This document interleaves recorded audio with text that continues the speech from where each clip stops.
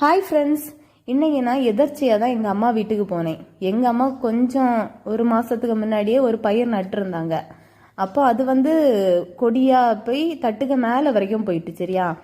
அப்போ தட்டில் போய் பார்ப்போம், பயிர் கிடக்குதானே பார்ப்போம்னு சொல்லிட்டு தான் தட்டுக்கு போகிறோம். ஆனால் அங்கே போனதில் நிறைய பயிர் எங்களுக்கு கிடச்சிருக்குது. இது எனக்கு தெரிஞ்சு ஒரு 2 நாளத்தைக்கு கூட்டு வைக்கிறது தக்கன கிடச்சிருக்குது.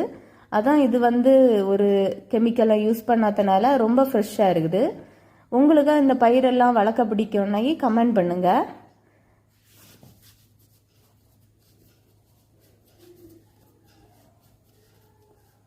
அதான் ரொம்ப கஷ்டமாக இருக்குது. இந்த மரத்தில் எல்லாம் படர்ந்து போயிட்டு அது கொஞ்சம் நல்லா ஹைட் ஆகிட்டு, தட்டில் பெய்யும் ரொம்ப ஹைட்டு.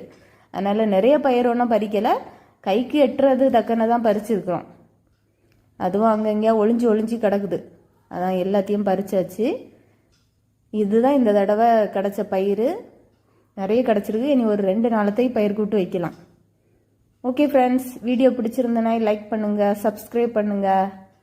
நெக்ஸ்ட் வீடியோவில் பார்க்கலாம். Okay, bye friends.